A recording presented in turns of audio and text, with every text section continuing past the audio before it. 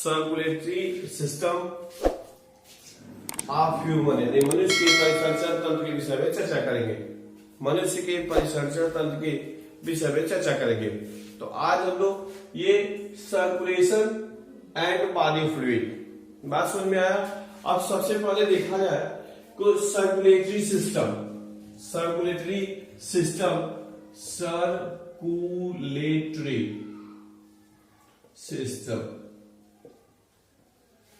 रुधिर परिसंचरण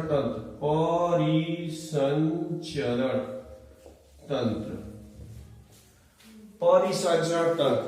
अब रुधिर परिसंचरण तंत्र की आवश्यकता क्यों पड़ी, कैसे क्या काम करता है, तो इसके विषय में चर्चा करें हम लोग। सबसे पहले हम लोग ये जानते हैं कि जो हम लोग की जो शरीर है यानी कि हम लोग की जो शरीर जो होती है वह छोटी छोटी कोशिकाओं से मिलकर बनी हुई है।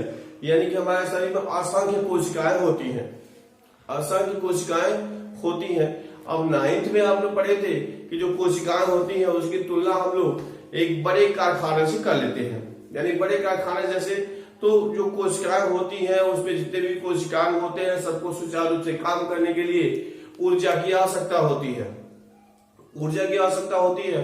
साथ ही साथ इस फैक्ट्री रूपी यानी कोशिका के कार्य करने से तमाम प्रकार के उत्सर्जित पदार्थ भी निकलते हैं। तो इन सब जो उत्सर्जित पदार्थ बनते हैं या उनको जो आवश्यक ऊर्जा की जो चीजें होती है उसकी आवश्यकता पड़ती है, तो इसको पहुंचाने के लिए क्या होता है, विशेष प्रकार के हम लोगों में यानी जीवों में परिसंचरण तंत्र पाया जाता है जो शरीर के समस्त कोशिकाओं के बीच तालमेल करता है, पदार्थों को ले आने का काम करता है। बात समझ में आ गया। तो यही काम करता है रुधिर परिसंचरण तंत्र। क्लियर हो गया आपको। तो सबसे पहले अगर हम लोग देखें कि जो हमारा जो सर्कुलेटरी सिस्टम होता है यानी कि जो रुधिर परिसंचरण तंत्र होता है क्या करता है, ट्रांसपोर्टेशन ऑफ O2 क्या करता है, ट्रांसपोर्टेशन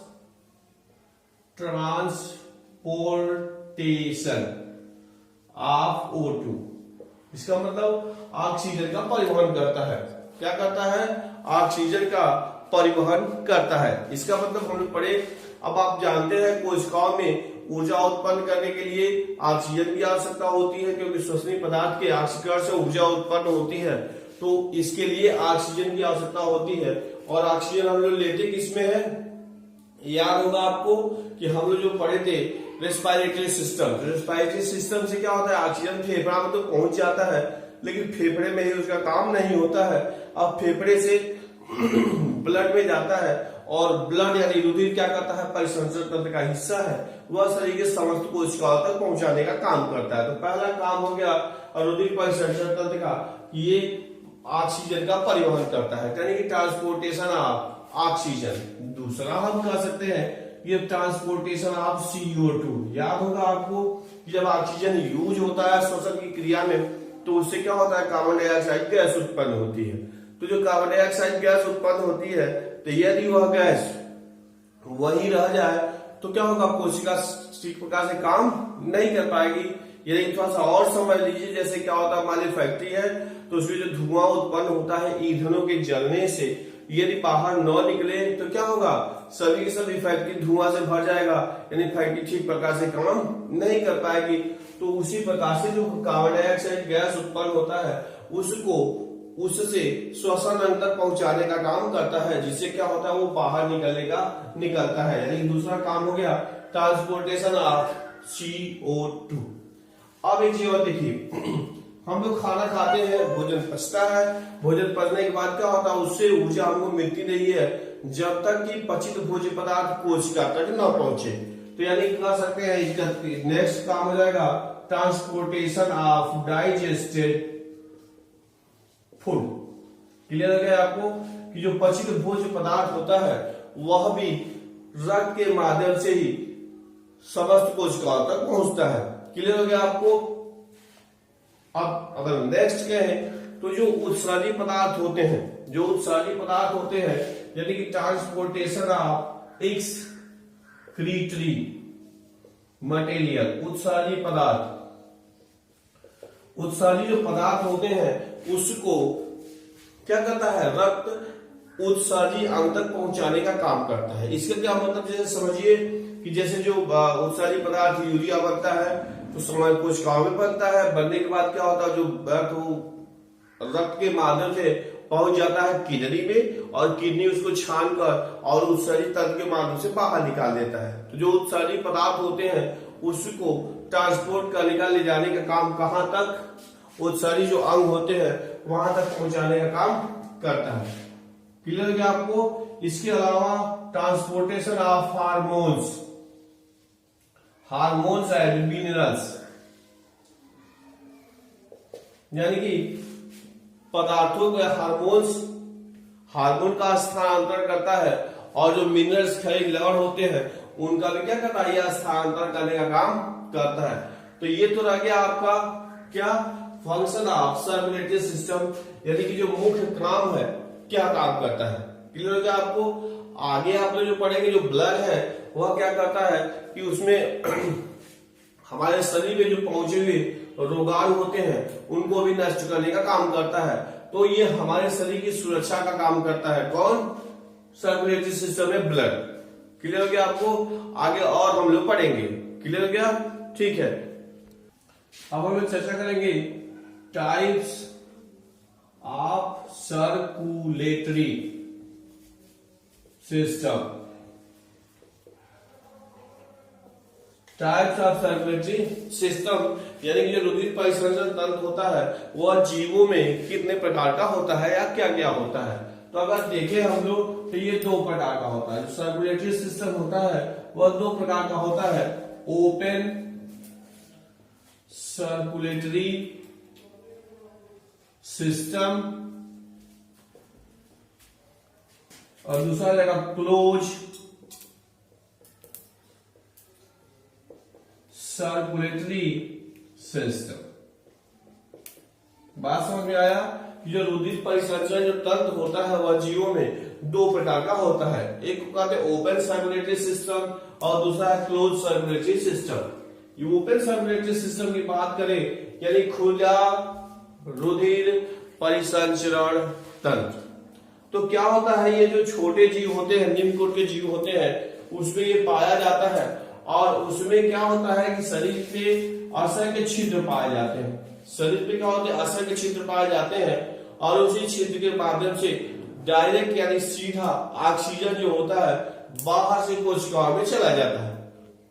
बाहर से क्या होता है, कोशिकाओं में चला जाता है। और तो इस प्रकार का जो सर्कुलेटरी सिस्टम होता है इसको ओपन सर्कुलेटरी सिस्टम कहते हैं। क्लियर हो गया आपको। जैसे कीटों में देखते हैं, कीट हो गया, उसके पहले पोलिफेरा मिल जाएगा।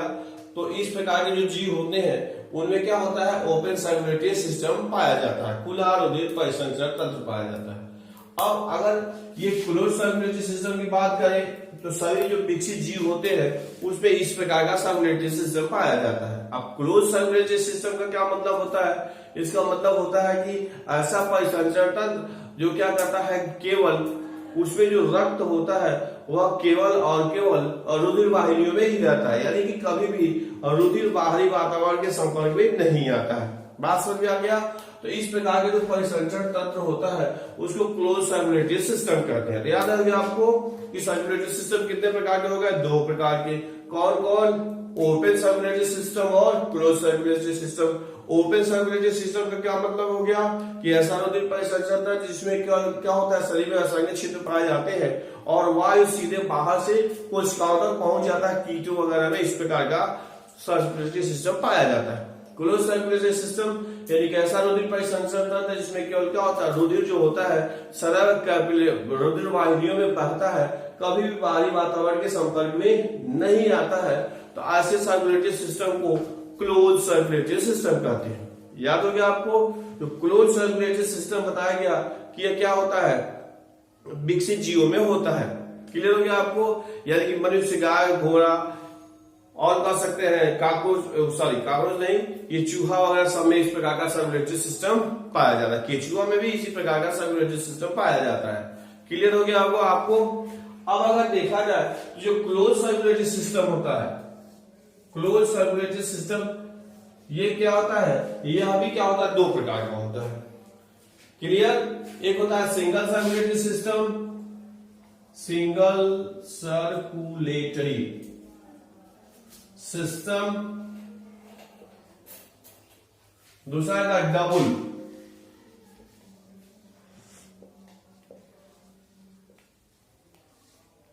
सिस्टम।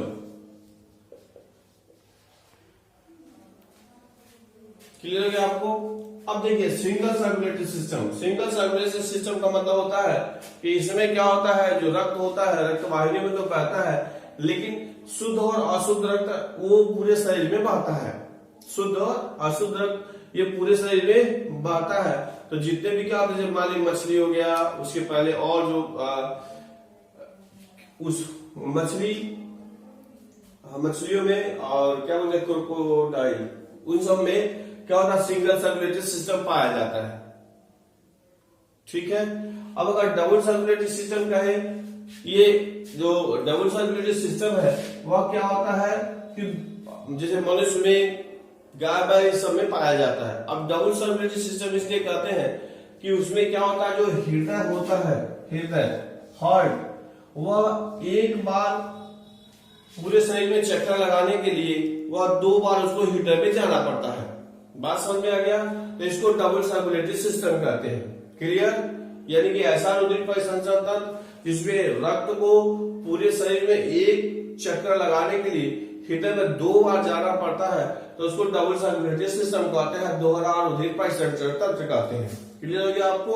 हम सब में भी इसी प्रकार का रुधिर परिसंचरण तंत्र पाया जाता है। क्लियर?